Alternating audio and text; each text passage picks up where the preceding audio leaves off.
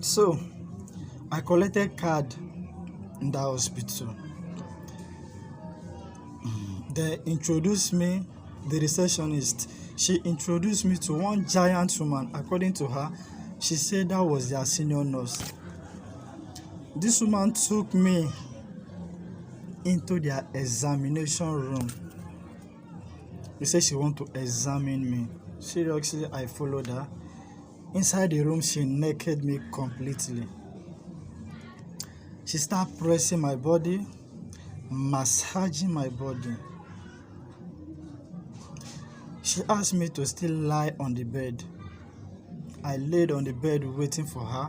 She went. She took, I think, a blood on my body. Yes. She went. Say she was coming back. I waited. This woman came back after like 15 minutes later. She brought this can. Sorry, I'm not going to show you the name of this hospital for security reason.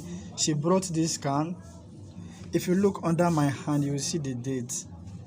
I think it's 6th of September 2013 or September or June 9 2013. Whatever it is, but I know it's 2013. So she brought this can. According to her, the woman said I was suffering from appendix, and if I did not operate the appendix, I would die before 24 hours. Seriously. I told her I'm not having any pain. She said because my appendix has grown to the final stage. It was God that brought me to their hospital. I was going to die the second. Not even me, them. They were going to die before 24 hours. Seriously. I started shaking. The problem that brought me to that took me to that hospital was what? Pneumonia. I'm hearing something next. Seriously, I don't even know if I was feeling the pain of appendix at that moment. The woman said she was going to admit me in the hospital. They will place me on a 3-hour injection. I was going to be receiving an injection every 3 hours till the second day, which the operation will commence. According to her, the doctor was not in the hospital, and that's true. The doctor was not in the hospital that day. I was going to have the operation by 9 a.m. the second day. This was 1 p.m. this day. So, what do? I called my mom. Seriously. I told her. My mom was like, appendix, from pneumonia to appendix. I said, Mom, even me, I don't understand. They gave me the first injection by that 1 p.m. The second injection, 4 p.m. By 6 p.m., this woman came and said she was closing. She will hand me over to someone else, another nurse that was coming to replace her. She closes and another nurse came.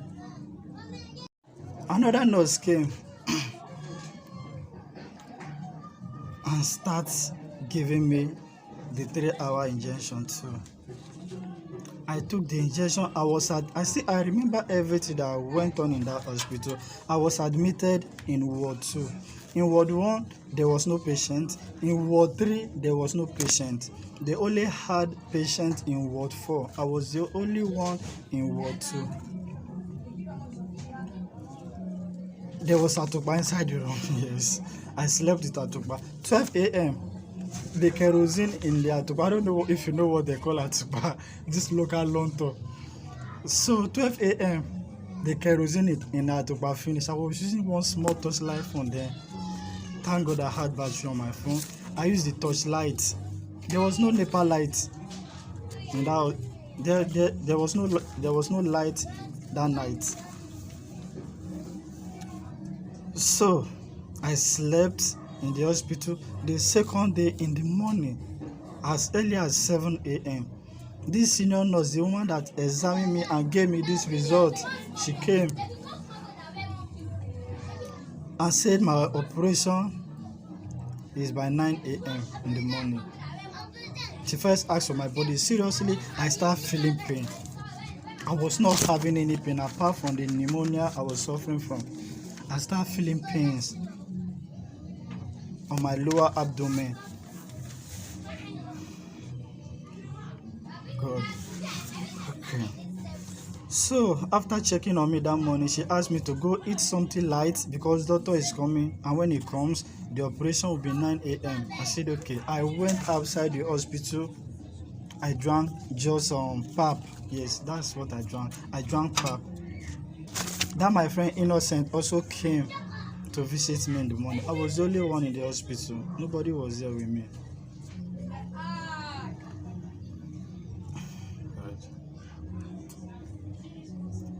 I drank the pap, finished. By 8 a.m., doctor came. He called me inside his office. He examined my body too, and he was like, young man, you are very lucky. Thank God you came to this hospital yesterday. By now, could have just been a dead man.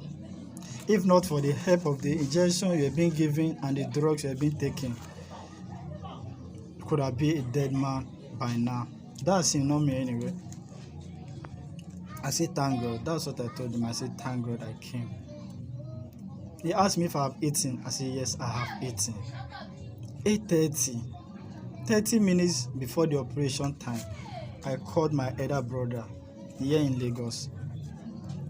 I told him my operation will be by 9 a.m. He said, Leo, don't have the operation in that hospital. I said, what do you mean?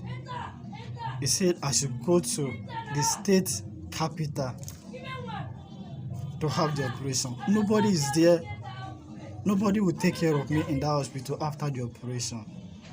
I should go to the state capital. There is where my elder sister resides with her children. Yeah, I thought about that. I said, well, that's true. But I don't have enough time to go to the state capital. I only have 30 minutes left. That's what I told my elder brother. And from the place to our state capital is 1 hour 30 minutes journey. I told him I was going to die on my way. He said I shouldn't worry. I should rush and go to the state capital. Jesus. I went. I was like, how am I even going to tell these people that I'm not going to have the operation here in the hospital? He said I should go. I should tell the nurse or the doctor. I went and met with the nurse first. So, I met with this woman. I told her, sorry, I've changed my mind. I want to travel to the state capital to have my operation. She was like, young man, do you know what you are doing? Do you know what you just said? I said, yes. She said, I have less than 30 minutes from my operation. I said, that's the reason why I had to rush. She reminded me of the time from here to the state capital. 1 hour 30 minutes. I said, yes, I know. She collected this the scan. She now read things. Okay, there was some things outside at the back of it. I don't know what it takes. Some negative. Oh, so wait. I don't want you to see the name of the hospital, please. There were so many things, some negative, some positive. Seriously. He said, this is it, you have this, you have that, you have this, you have that. I said, I'm sorry, ma, I have to go. They should calculate my bill. She quickly rushed to where the doctor works and explained to the doctor. The doctor called me And I told him, yes, I've changed my mind. The doctor was even trying to insult me. I said, I'm sorry. The woman asked me, what is my fear? I told her, madam, I don't have a family member here. Nobody is going to take care of me. Remember, this is operation I'm going to have. And I need somebody that will take care of me after the operation. She was like, if that's the case, no problem. She was going to adopt me. I said, ma, sorry, I don't need your adoption, sorry. I need to rush to the state capital to have this operation. My elder sister lives there. Seriously, it took them minutes, like 15 minutes, before they could release me. They calculated my bills, everything. I think it was, how much? I think it was 13,000, yes, I still remember. It's even written here, either 12 or 13,000. They calculated it, I paid.